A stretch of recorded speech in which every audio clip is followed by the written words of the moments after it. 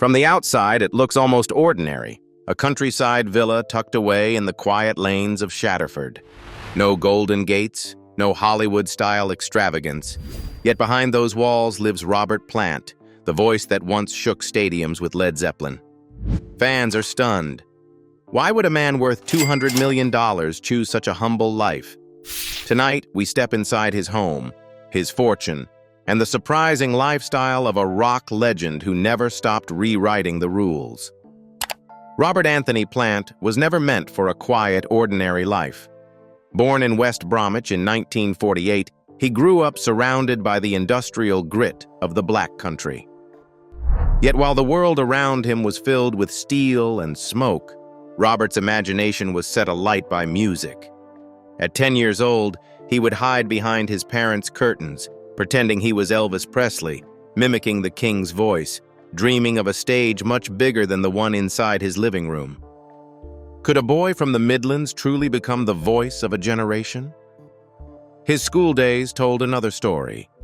He was restless, uninterested in the straight path, and instead drawn to the haunting notes of blues records by Robert Johnson and Willie Dixon. That passion became so consuming that he abandoned a short-lived attempt to train as an accountant. 2 weeks was all it took for Plant to realize that numbers would never replace music in his life. He left home at 16, searching for stages, however small, to sing on. He joined local groups, sang in pubs and clubs, and took odd jobs to survive.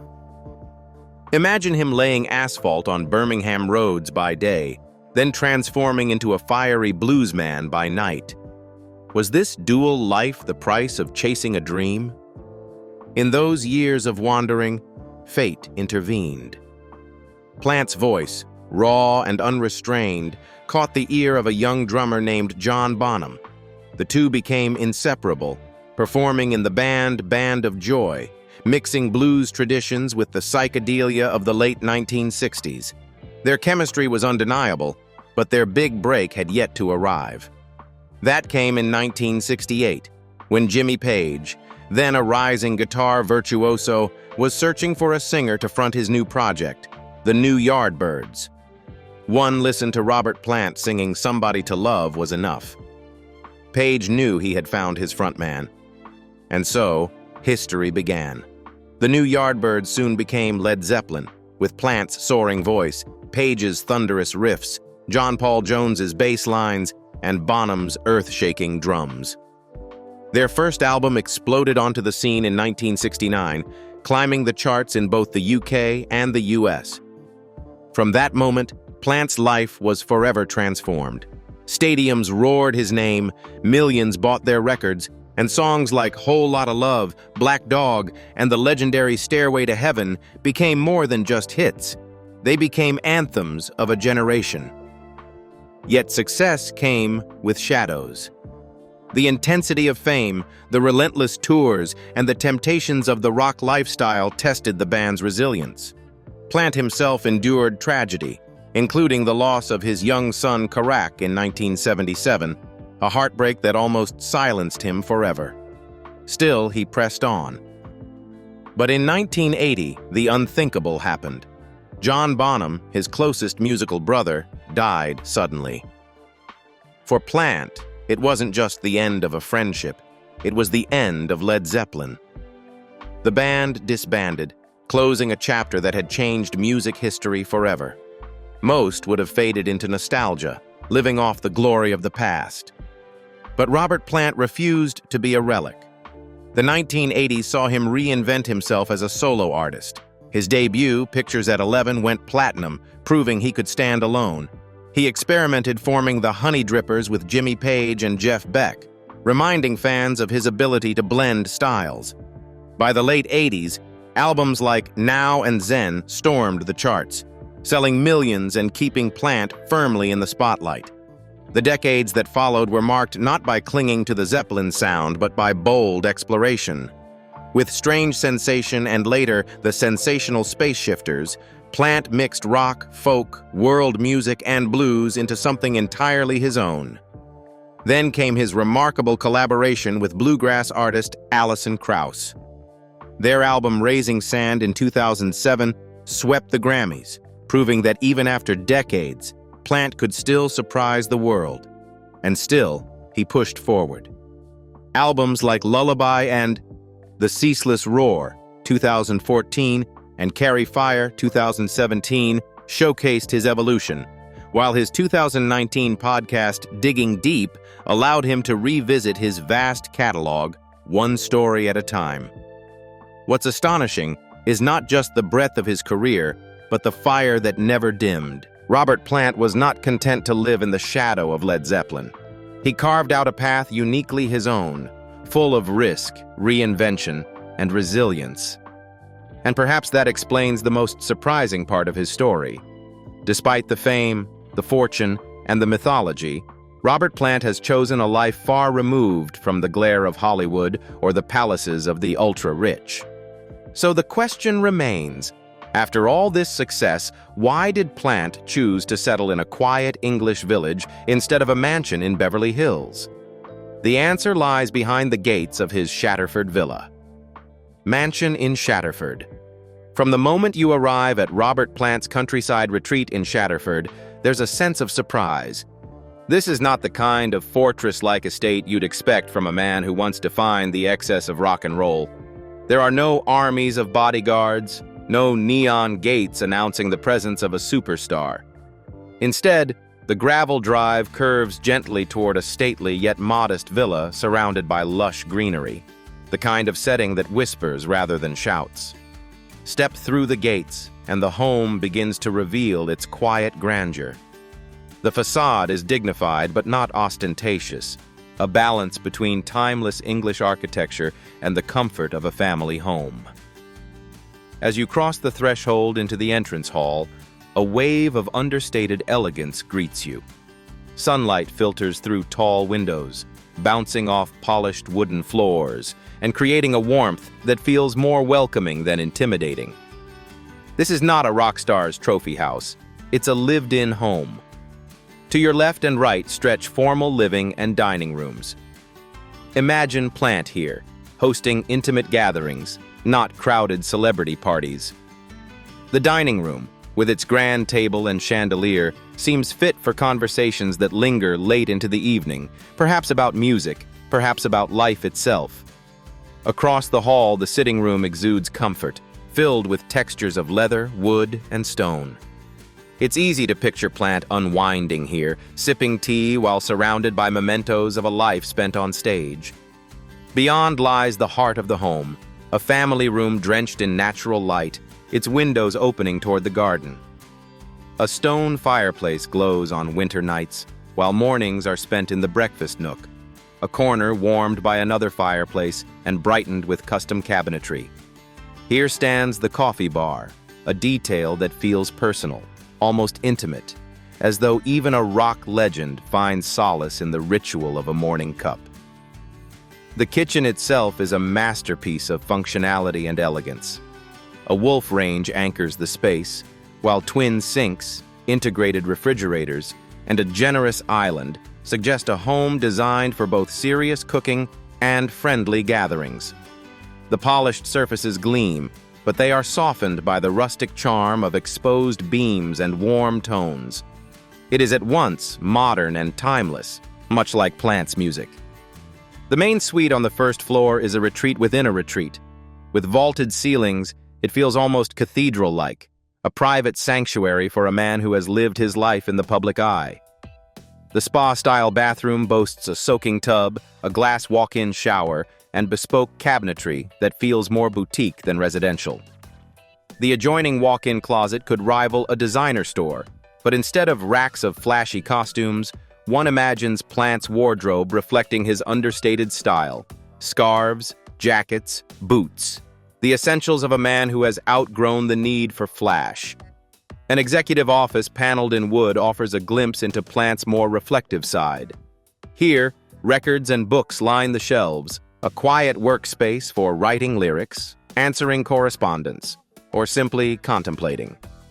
Close by is a guest suite, offering visitors the same serenity that defines the rest of the house. Climb the staircase, and the mood shifts. The upper floor is designed for leisure. A sprawling entertainment room, complete with a private bar and home theater setup, allows for nights of music, movies, and camaraderie. 3 additional guest bedrooms, each with its own ensuite bath, line the corridor. Every space is carefully crafted to offer both luxury and comfort, never tipping into the kind of extravagance that feels hollow. And then, the outdoors. If the inside of the villa whispers calm, the gardens sing with life. Manicured lawns stretch toward a sparkling swimming pool, framed by mature trees that shield the property from prying eyes. A bubbling spa glimmers under the sun, promising evenings of relaxation. The covered terrace is the centerpiece. Fitted with a full summer kitchen and an outdoor fireplace, it transforms the space into an all-season living room. One can easily imagine Plant sitting here at dusk, the fire crackling, perhaps humming a melody only the night sky will ever hear. The home measures approximately 6,650 square feet, a comfortable size, but hardly a palace compared to other rock stars' sprawling estates. Valued at around $4 million, the Shatterford villa is modest when weighed against Plant's immense net worth. And yet, that is exactly what makes it remarkable. This house reflects Robert Plant's values: sophistication without pretense, privacy over pomp, warmth over spectacle. It raises the question, what does it say about a man when his home is not a monument to fame, but a sanctuary of peace? For Plant, the answer is simple. This is not just where he lives, it's where he belongs.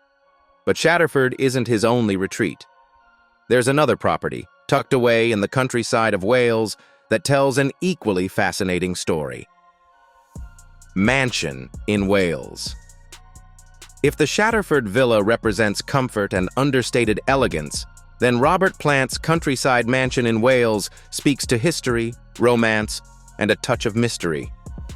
From the very first glance, this 3-story stone residence feels like it belongs in a storybook. Its facade is draped in ivy, lush green in the summer, fiery red in autumn, making it appear as though the house itself is part of the landscape. Fans are often astonished. Is this really where the voice of Led Zeppelin once retreated, away from the roaring crowds? Set across roughly 11 acres of rolling land, the estate commands sweeping views of the surrounding valley. It's a place where time seems to slow. A Japanese garden sits quietly on the grounds, alongside a nursery dedicated to rare plants. The name of the property, Argode, fittingly translates to beside the woods in Welsh, as if nature itself had always been meant to embrace this home. Step through the grand entry and the scale of the residence unfolds. The ground floor reveals 7 bedrooms, each infused with light that pours in through Georgian windows. The master suite stretches across the southeastern corner, capturing the morning sun. It feels almost theatrical. A private fireplace flickers in the distance, a freestanding tub sits like a sculpture in the ensuite bathroom, and tall ceilings add an air of majesty. Could it be that Plant found inspiration for his hauntingly poetic lyrics in rooms like this? Another guest suite retains Jacobean-style wood paneling from floor to ceiling. Walking into it is like stepping back centuries, as if history itself lingers in the walls. One imagines writers, artists, and musicians, friends of Plant, spending long weekends here, soaking in the atmosphere of a home steeped in both art and heritage. The reception rooms are equally evocative. There are 5 in total, each more inviting than the last. The fireplaces remain original, the beams weathered, the stone floors whispering of generations past. Whether for entertaining or quiet reflection, these spaces carry the weight of stories untold. It is not difficult to picture Plant seated in one of these rooms, guitar in hand, singing softly to a handful of friends while the world outside carries on unaware.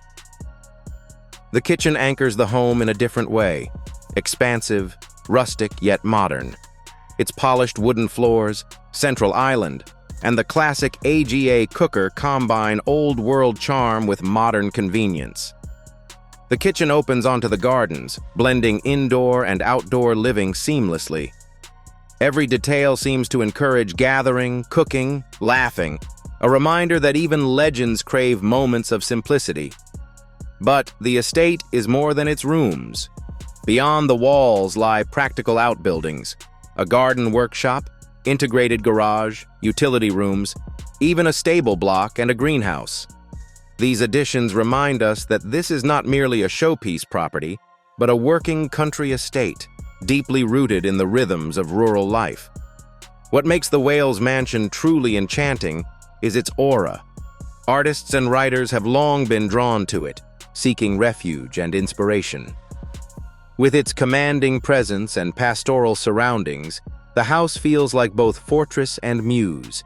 It's little wonder that Plant, a man forever chasing new sounds and stories, was captivated by such a place. Currently valued at nearly $5 million, this estate is a jewel of the Welsh countryside.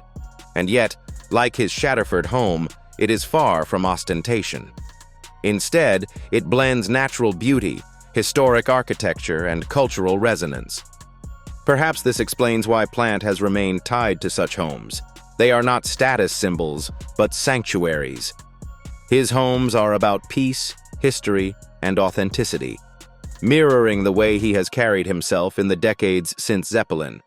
But if these walls could speak, they would tell only half the story. How did Plant build a fortune that allowed him to live so comfortably?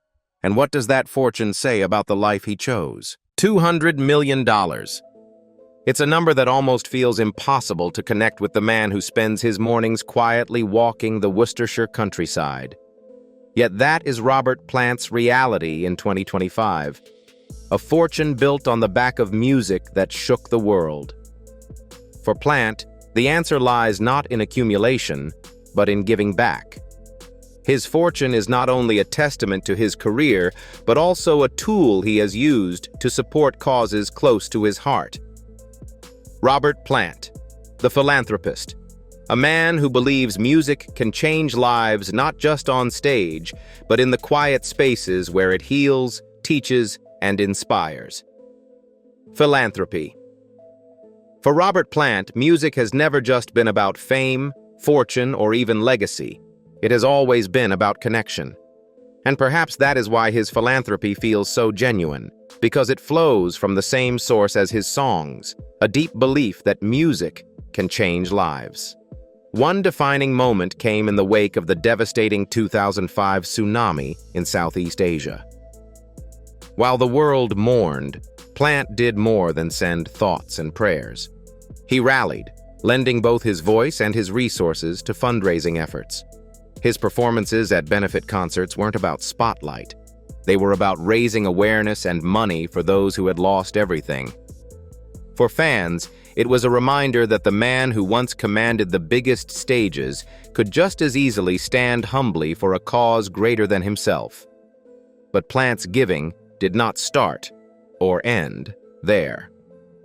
For decades, he has championed music education. Growing up in the West Midlands, he knew firsthand how transformative music could be for a restless child searching for meaning. And so, he has poured resources into programs that provide instruments, lessons, and performance opportunities for the next generation. At Kidderminster College in Worcestershire, Plant's patronage has left a lasting imprint, supporting educational and cultural initiatives that have given countless young musicians a platform to grow. His love for live performance also bleeds into his charity work. Over the years, Plant has taken the stage at numerous benefit concerts, each one tied to a different cause: poverty alleviation, environmental preservation, disaster relief, and healthcare. He never needed to be the headliner to make an impact. His presence alone brought credibility and attention, drawing in fans who might otherwise never have engaged with these causes. One of his most personal commitments has been to Nordoff Robbins, the UK's leading music therapy charity. Plant has long believed in the healing power of music, and through his support, children and adults facing illness, disability, or trauma have been given access to therapy sessions that use rhythm and melody as medicine. For Plant, this is not abstract charity. It is a conviction that music can quite literally mend broken spirits. And yet, for all these efforts, Plant is not a man who trumpets his philanthropy. There are no glossy press releases, no red carpets draped in self-congratulation. Instead, his generosity is quiet, consistent, and woven into his everyday life. Fans often only hear of his donations and appearances after the fact, tucked away in local news reports or charity acknowledgments. Perhaps that is what makes it resonate even more. This is giving for the sake of giving, not for applause. Think about it. Here is a man with enough wealth to live in glittering palaces, to retire in luxury without lifting another finger. Instead, he chooses to live modestly and give generously. Isn't that a truer definition of rock and roll rebellion? Rejecting the expected script and writing one of his own? Philanthropy for Robert Plant is not an accessory. It is a reflection of his character. It mirrors the same authenticity that has defined his music. Just as his voice once lifted crowds of thousands, his charitable work lifts individuals one at a time, often in ways the world will never see. And so, while Plant will always be remembered as the golden-haired frontman of Led Zeppelin, there is another, quieter legacy he continues to build, one of compassion, generosity, and faith in the power of music. But when the stage lights fade and the charity concerts end, what about the man behind it all? Who is Robert Plant today, in the privacy of his own life, away from fortune, fame, and philanthropy? Personal life. At 76, Robert Plant has nothing left to prove. He has scaled the heights of fame, sold out the biggest arenas in the world, and shaped rock history. And yet in 2025, his personal life is marked not by chaos or excess, but by peace and simplicity. Fans often ask, what does a rock legend do when the crowds are gone and the spotlight fades? The answer begins in Worcestershire, where Plant has chosen to remain. While many of his contemporaries settled into Beverly Hills mansions or Caribbean islands, Plant stayed rooted in the English countryside. His Shatterford villa offers privacy, space to breathe, and a connection to the landscapes of his youth. Mornings are often spent walking through his garden, listening to the rustle of leaves instead of the roar of amplifiers. Some days neighbors spot him at a local cafe, sipping tea quietly, blending into the community rather than towering above it. When it comes to relationships, Plant has kept his private affairs firmly shielded. As of this year, he is single, without a public romantic partner. There is no scandal, no tabloid chase, just a man who seems content in his independence. Friends say he enjoys the company of his inner circle, old bandmates, local artists, and family who keep him grounded. Perhaps this is why he appears so comfortable in solitude. His connections are not measured in headlines, but in trust. Plant's daily life reflects the balance between past and present. Though retired from the relentless touring schedules of his youth, he has not stopped making music. He still records, still experiments, still surprises. His Digging Deep podcast continues to draw listeners eager to hear him unravel the stories behind decades of songs.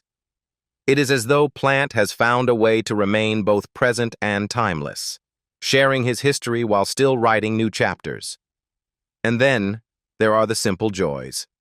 Gardening has become one of his favorite pastimes, a way to nurture life with the same patience he once gave to crafting lyrics. Imagine it. The man who once commanded stadiums of 80,000 people now sitting quietly in the back corner of a pub, nodding along to a young guitarist strumming a Robert Johnson cover. Isn't there something poetic in that? This quiet, grounded existence feels almost shocking to fans who expect rock gods to live loudly until the very end. But perhaps Plant has found the truest form of rebellion, rejecting the stereotype of excess and embracing the serenity of a life well lived. His days are no longer defined by the chaos of tours, but by the rhythm of nature, creativity, and community. And so, the question lingers. Is Robert Plant's greatest legacy the voice that once shook the world, or the choice, in his later years, to live humbly, authentically, and peacefully?